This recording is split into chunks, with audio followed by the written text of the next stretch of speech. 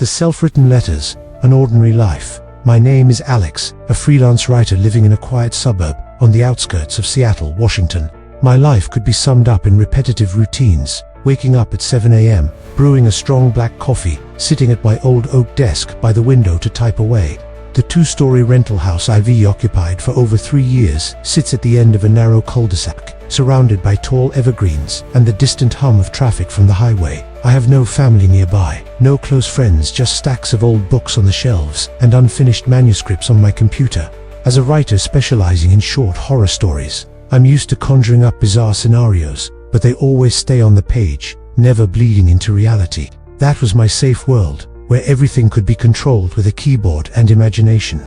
I remember the day everything began to unravel vividly. It was a Wednesday morning in late fall, the air crisp and damp after an overnight drizzle. I stepped out to the front porch, unlocking the weathered mailbox mounted on the wall as usual. Typically, it held utility bills or junk mail from local stores. But today, a plain white envelope lay neatly inside. No stamp, no return address, just my name handwritten on the front. To Alex, from Alex. I picked it up, feeling the slightly rough paper under my fingers, oddly familiar. Opening it, I found a single sheet of lined notebook paper, the handwriting scrawled but precise. And then I froze. It was my own handwriting. The familiar loops on the AS, the slightly slanted periods unmistakable. I've handwritten thousands of draft pages. I know my script better than anyone. The letter's content was brief but sent a chill down my spine. Today, the coffee mug will shatter on the kitchen floor at 10:15 a.m. ULL bend down to pick up the pieces and notice a new zigzag crack in the tile that wasn't there before. Don't try to avoid it. It will happen anyway. I smirked, assuming it was a prank. Maybe the neighbor's kid down the street, the mischievous one who sometimes sneaks into my backyard, or perhaps a fan of my stories imitating my style to spook me. I stuffed the letter into my pocket, went back inside, and resumed work. The wall clock showed 9:45. I brewed coffee, placing the mug carefully on the counter, even holding the edge to ensure stability. But as I typed in the living room, a sudden gust from the window whoosh-tipped the mug over, sending it crashing to the floor in shards. Hot coffee splashed my feet. I knelt to clean up, and there it was, a fresh zigzag crack in the tile. The clock, exactly 10:15. I slumped into a chair, hands trembling as I pulled out the paper. Coincidence, or calculated? I checked the window, still latched, no sign of a draft. I rushed back to the mailbox, scanning the street, no one in sight. The security camera ID installed a few months ago showed only fuzzy footage of me checking the mail, nothing else. I decided to brush it off as a fluke, but that night, sleep came in fits. I dreamed of sitting at my desk, pen in hand, script flowing across blank pages. Waking up, my right hand ached, as if I'd been gripping a pen for hours. The initial predictions and growing unease. 3 days passed in uneasy normalcy. I tried focusing on my latest manuscript, a tale of a man haunted by prophetic dreams. Ironic, right? But the second letter arrived, tucked neatly in the mailbox, identical white envelope. My handwriting, no doubt. The black cat from the neighbor's yard will die tomorrow afternoon at 4:30 p.m. It'll lie motionless under the old oak tree in the park, eyes wide open, tongue lolling out as if calling for help. You'll see it on your daily walk. Don't touch it. It'll scratch you deeply, even in death. My heart raced. The black cat belonging to Mrs. Thompson next door often wandered into my garden. I sometimes fed it scraps. How could anyone know about my routine walks? I resolved to monitor it. The next morning I stayed home, peering through the window. The cat was fine, frolicking along the fence. Afternoon came, and I forced myself to walk as usual, convinced the letter was bluffing. Under the ancient oak in the neighborhood park, there it lay, motionless, eyes staring blankly, tongue protruding, no visible wounds, like a sudden seizure. I reached out instinctively, but pulled back, recalling the warning. Mrs. Thompson wailed when she found it later. He was so healthy. Why like this? Poisoned? She asked me, voice quivering. I shook my head, throat dry, unable to mention the letter.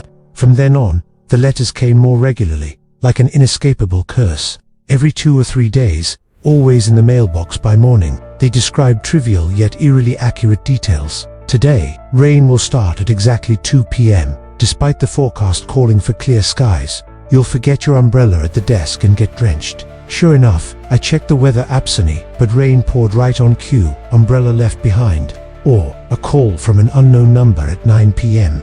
The caller will stay silent for 3 seconds before hanging up, leaving a long beep. That night, the phone rang. I answered silence for 3 seconds, then click. Doubt crept in about everything around me. Who was sending them? I added infrared cameras around the mailbox, padlocked it securely, yet the letters appeared inside, as if by magic. I mimicked my handwriting on a test page identical, down to the ink strokes. I even took one to the local police station, spilling the story. The young officer chuckled. "No crime here, buddy. Just predictive notes. Maybe you're mailing them to yourself for story ideas, writers and their imaginations, huh?" I stormed out, feeling more isolated than ever. Gradually, I withdrew from the outside world. No more meetings with my editor, Sarah, no park walks. I bolted the doors, drew the curtains tight, but the letters persisted, and events unfolded flawlessly. One read: "You'll burn dinner tonight, smoke filling the house, no matter how careful you are." I opted for cold, canned food instead. But that evening, the microwave malfunctioned, sparking and billowing smoke. I coughed, eyes watering, forced to open a window despite it being fine earlier. My memory started developing odd gaps. I'd swear I locked the window before bed, but morning found it ajar, chill air rushing in. I'd recall eating dinner, yet my stomach growled empty, dishes spotless, lost time slots. What did I do from 8 to 10 p.m. last night? Nothing, just exhaustion and a throbbing right hand. I began journaling daily, but pages turned up torn the next day, ink smudged as if erased by someone, or me, deepening doubt and memory conflicts. I turned investigator on myself. First, I rummaged through my writing supplies. As a writer, I draft by hand before typing, so I had reams of lined paper matching the letters, white envelopes a full box in my desk drawer. Am I writing these myself? The thought chilled me, like a character in my own horror tale. I experimented, stayed awake all day, caffeine-fueled, mirroring my every move in the large living room mirror. But the letter arrived the next morning, pristine in the locked box. A particularly maddening letter, knocking at the door at exactly 3 a.m. Don't open it, but you will anyway. Outside, nothing but cold wind and wet footprints on the porch. That night, I stayed up, baseball bat in hand, by the front door. The clock struck 3. Knocks echoed soft, rhythmic, like fingers on wood. I yelled, "Who's there? Show yourself." Silence. Against my will, my feet moved, hand turning the knob. Open empty porch, just biting wind, and on the concrete steps, wet footprints my exact shoe size, as if I'd been there before. Next morning, home camera footage, blurry images of me sleepwalking at midnight, opening the door, standing outside briefly, then returning. But I remembered none of it. Memory, a black void. The letters grew more haunting, delving into mental shadows. 1. You'll glimpse a figure in the bathroom mirror while washing your face this morning, but turning around, no one. The shadow resembles you, but with bloodshot eyes. Indeed, in the mirror, a fleeting shape behind me, my face, distorted, gone when I spun. Another, a dream of your mother's death tonight, though she passed 10 years ago. You'll see her in the coffin, hand reaching out, calling your name. That night, the dream was vivid. I woke sobbing, sweat-soaked, though I'd never dreamed of her that way before.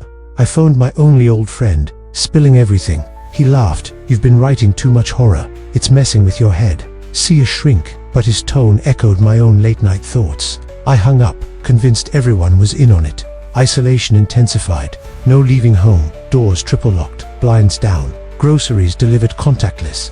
Yet letters found ways in. Now, sometimes on my desk. 1. ULL. Forget your own name for a moment while looking in the mirror this morning. Staring at my reflection, mind blank. Who is this? What's the name? Heart pounding. It took minutes to recall. Memory conflicts multiplied. I'd vividly remember completing a chapter, but the file was empty. I'd think I had breakfast toast, but counters clean, no crumbs. Bizarre repetitions. Wall clock frozen at 3 a.m., despite winding it daily. Bedroom window opening and closing unaided. Wind through cracks whispering, write it, Alex." Mental gaps and eerie repetitions. Now, letters arrive daily, integral to existence, more detailed, invasive. Today, you'll write a new story page, but it'll be about this letter repeating, "I am you" 3 times. I resisted, tossing pens away, but my right hand grabbed a spare, filling the page exact content. "I am you" thrice. I realized the memory gaps were when it acted. What was it? A splintered part of me, born from prolonged solitude, endless horror writing nights. I recorded myself sleeping, files deleted by morning. Bedroom camera, Footage of me rising at midnight, eyes vacant, drafting letters, returning to bed. Panic peaked. I downed heavy sleeping pills to prevent somnambulism. But the next letter, pills won't help. You'll wake at midnight, finish this letter, and forget. Indeed, I stirred midnight, pen in hand, paper scripted my style. Unease surged like a tide, reality untrustworthy. Familiar desk warped under yellow lamplight shadows, stretching like grasping arms. Bathroom mirror showed a stranger's face, eyes red-rimmed, dark circles. Dripping faucet sounded like chuckling. Haunting details. A fresh scratch on my right hand, matching the dead cat's cloth untouched. Fresh ink scent lingering, despite no writing. I burned all paper, pens, envelopes in a metal bin. Flames roared, smoke choking, but morning. Fresh supplies on desk. Accompanying letter, burning is futile. I am you, and I know everything about you. Isolation became imprisonment. No sleep, no eating, fearing tampering. Memories looped oddly. Same dream 3 nights writing by moonlight. Blood dripping from fingers as ink. Waking, fingers sore, no wounds. The final letter and horrifying truth. A torrential downpour raged all night, amplifying the gloom. The last letter appeared at 2 a.m., not in the mailbox, but on my pillow as I jolted awake. Envelope rain-soaked, ink smeared but legible. Lengthy, detailed content froze me. You'll read this at exactly 2 a.m., under the pounding rain outside. Then, rise, go to the kitchen, grab the sharpest knife from the drawer, slice your right wrist first, 3 inches deep, blood spurting like a fountain. Then left, collapsing to the floor, eyes wide like the black cat, blood pooling in a zigzag, mimicking the tile crack. Tomorrow morning, neighbors will find you. Letters scattered around proof of planned suicide. They'll assume your horror writing drove you mad, self-mailing predictions for ultimate inspiration. No suspicions, since the handwriting and memories are yours. Hands shaking, sweat cold, I read. Cluck, 2 a.m., rain hammered windows like drums. I screamed, hurling the letter, bolting for the door to flee, but legs betrayed me leading to kitchen. Right hand opened drawer, seizing knife blade glinting under fluorescent light. Not me, this isn't me, I thought, but memories flooded. Somnambulate nights, scripting letters, foretelling events because it knew, because it was me. The other me, shadowy psyche fragment, spawned from isolation, self-told horror tales.